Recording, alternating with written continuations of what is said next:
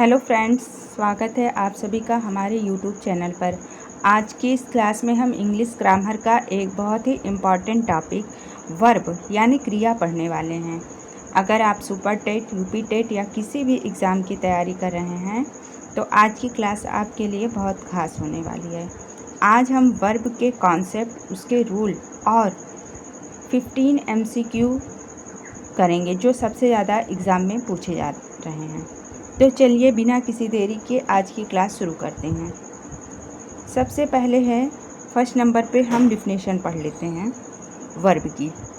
A verb is a word use to describe an action, state और occurrence. यानी क्रिया वह शब्द है जिससे किसी काम के होने, करने या स्थिति का पता चलता है। जैसे सबसे फर्स्ट नंबर पे एग्जाम्पल देखते हैं। Ram runs fast. Ram runs fast. यहाँ रन्स बता रहा है कि राम भागने का काम कर रहा है। तो रन क्या हो गया? हमारा वर्ब हो गया। She is a teacher. She is a teacher. तो टीचर स्टेट बता रहा है। इसमें इज क्या बता रहा है? स्टेट, स्थिति बता रहा है वर्ब की। तो यहाँ पे वर्ब हो गया, इज हो गया। उसके बाद है थर्ड नंबर पे the sun rises in the east. यहाँ राइसेस एक प्राकृतिक घटना को दर्शा रहा है। तो राइसेस यहाँ पे वर्ब है। उसके बाद वर्ब के प्रकार, टाइप्स ऑफ वर्ब देखते हैं। मेन वर्ब सबसे फर्स्ट नंबर पे है मेन वर्ब। 3 तरह के वर्ब हैं यहाँ पे, 3 types of verb. Main verb, helping verb और modal auxiliary verbs. First number पे है जो मेन एक्शन को दिखाता है, जैसे प्ले, रीड, राइट, स्लीप। तो ये मेन वर्ब है। हेल्पिंग वर्ब जो मेन वर्ब की मदद करता है टेंस बनाने में, जैसे is, am, are, was, were, has, have. ये हेल्पिंग वर्ब है। थर्ड नंबर पे है मॉडल एक्सिलरी वर्ब जो क्षमता, अनुमति या बाध्यता को दर्शाता है, जैसे can, could, may, might, should, must. ये हमारा मॉडल एक्सिलरी वर्ब है। ट्रांजिटिव और इंट्रांजिटिव वर्ब। एग्ज़ाम में सबसे ज़्यादा सवाल ट्रांजिटिव और इंट्रांजिटिव से आते हैं, तो ध्यान से समझिए।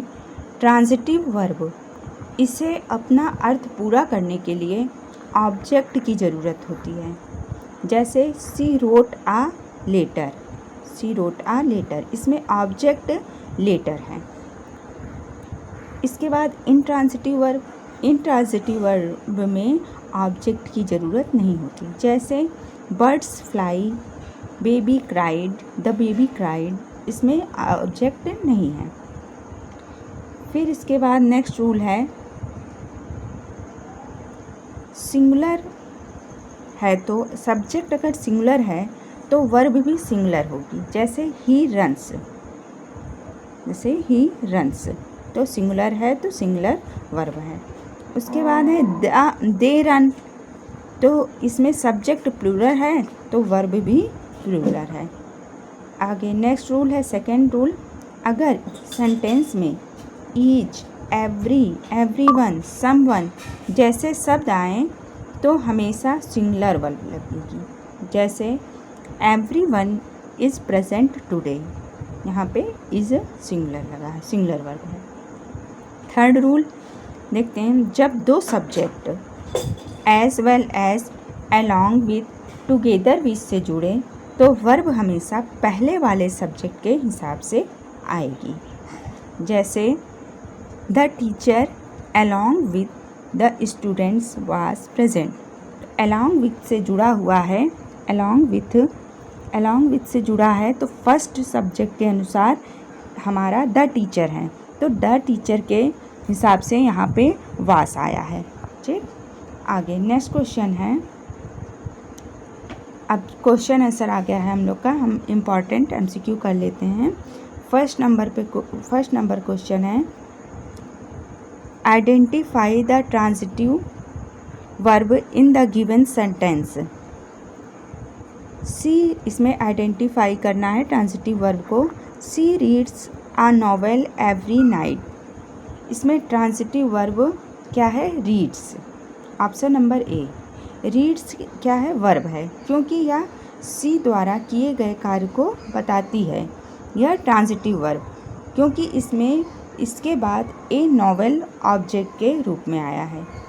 सेकंड नंबर क्वेश्चन है, neither of the two boys dash present yesterday. इसमें सही वर्ब चुनना है। नाइदर का अर्थ होता है दोनों में से कोई भी नहीं। इसमें समानता सिंगुलर माना जाता है इसे, इसलिए इसके साथ सिंगुलर वर्ब वास आएगा। Option number B. Question number 3, you dash fill in the blanks करना है, मॉडल वर्ब फिल करना है। You dash obey the traffic rules. सही मॉडल चूज करना है, मॉडल वर्ब। देखिए, मस्ट का प्रयोग अनिवार्यता या कर्तव्य बताने के लिए किया जाता है। ट्रैफिक रूल का पालन करना अनिवार्य है, इसलिए यहाँ पे मस्ट आएगा। Option number C. Next question है, slow and steady the race. सही वर्ब चुनिए। स्लो एंड स्टडी यहाँ एक विचार इकाई के रूप में प्रयोग हो रहा है, इसलिए सिंगुलर वर्ब विंस आएगा। W option number B. पूरा प्रसिद्ध कथन हो जाएगा, slow and steady wins the race. Next question है, they have finished their homework में हैव का पार्ट ऑफ स्पीच क्या है? इसमें हैव का पार्ट ऑफ स्पीच बताना है, अंडरलाइन है हैव हमारा। तो देखिए, हैव यहाँ मुख्य क्रिया फिनिश्ड की सहायता कर रहा है और प्रेजेंट परफेक्ट टेंस बनाने में मदद करता है, इसलिए यह हेल्पिंग वर्ब है। तो ऑप्शन नंबर बी सही है। नेक्स्ट क्वेश्चन है, she wants to buy a new car. She wants to buy a new car में फाइनाइट वर्ब पहचानना है। वांट्स मुख्य फाइनाइट वर्ब है। Option number A. यह सब्जेक्ट सी के अनुसार बदलता है। टू बाई एक इनफाइनाइट वर्ब है इसमें। नेक्स्ट क्वेश्चन है, the cattle dash grazing in the field. Cattle का अर्थ मवेशियों का समूह है और इसे समानतः प्लूरल नाउन माना जाता है, इसलिए इसके साथ प्लूरल वर्ब आर का प्रयोग होगा। Option number B. Next question है, swimming is a good exercise. Swimming is a good exercise में नॉन फाइनाइट वर्ब पहचानना है। स्विमिंग यहाँ किसी कार्य को करने का नाम बता रहा है और वाक्य में नाउन की तरह सब्जेक्ट का काम कर रहा है, इसलिए यहाँ यह क्या है? स्विमिंग जीरेंड है। तो यहाँ ऑप्शन नंबर सी सही हो जाएगा। सी ही और स्विमिंग ही जीरेंड है। नेक्स्ट क्वेश्चन है, bread and butter my favourite breakfast. देखिए, ब्रेड और बटर दो अलग अलग वस्तुओं के बजाय एक संयुक्त भोजन है, एक व्यंजन का अर्थ प्रयोग हो रहा है। ब्रेड और बटर को हम अलग तो करके खाएंगे नहीं, उसको साथ में खा रहे हैं, तो यहाँ पे संयुक्त है, तो इसलिए यहाँ पे सिंगुलर वर्ब का प्रयोग किया जाएगा। ऑप्शन नंबर बी सही होगा, इज। नेक्स्ट क्वेश्चन है, question, he dash to school every day. सही वर्ब चुनिए। He third person singular subject है। सिंपल प्रेजेंट टेंस में ऐसे सब्जेक्ट के साथ वर्ब में एस या ईएस लगाया जाता है, इसलिए गो का सही रूप गोस होगा। Option number B. Next question है, he dash to school every day में सही वर्ब चुनिए। देखिए, ये दोबारा क्वेश्चन आ गया है क्या? तो यहाँ पे गोस हो जाएगा। थर्ड पर्सन सिंगुलर सब्जेक्ट के अनुसार अभी हमने कर लिया है, गोस हो गया है। देखिए, दोबारा आ गया है। नेक्स्ट क्वेश्चन है, dash you finish your homework. Finish your homework yesterday. तो सही एक्सिलरी वर्ब चुनना है। यस्टरडे से पता चलता है कि वाक्य पास्ट टेंस में है, सिंपल पास्ट में है। सिंपल पास्ट में प्रश्न बनाने के लिए did plus subject plus verb की फर्स्ट फॉर्म का प्रयोग होता है, इसलिए सही वाक्य होगा did you finish your homework yesterday, option number C. Next question है सी लुक्स हैप्पी टुडे में वर्ब का प्रकार पहचानिए। लुक्स यहाँ सी को उसके गुण हैप्पी से जोड़ रहा है, इसलिए लुक्स यहाँ लिंकिंग वर्ब है, option number B linking verb. Next question है question number 14 the letter dash sent by John yesterday, सही पैसिव वर्ब चुनिए, वर्ब फॉर्म चुनिए। यहाँ पे सही होगा वास, ऑप्शन नंबर बी।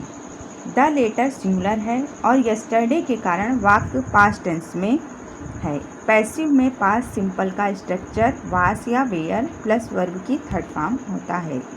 ठीक, नेक्स्ट क्वेश्चन है question number 15 I decided to help him में इनफाइनाइट वर्ब पहचानिए।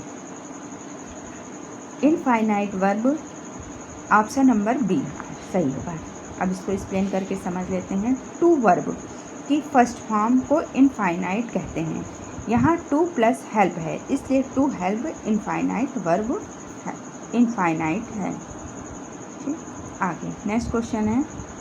ये हमारे क्वेश्चन कंप्लीट हो गए, 15 क्वेश्चन है। अगर आप लोग को और प्रैक्टिस चाहिए तो हम नेक्स्ट वीडियो में आपको और वर्ब से रिलेटेड प्रैक्टिस करा सकते हैं। और आगे अभी इसको हमने समझा दिया है, इतना आप लोग ज़रूर कर लीजिए। हमें कमेंट करके बताइए अगर नेक्स्ट प्रैक्टिस आपको चाहिए। और थैंक यू, आप लोग ऑल दी बेस्ट, पढ़ते रहिए, आगे बढ़ते रहिए।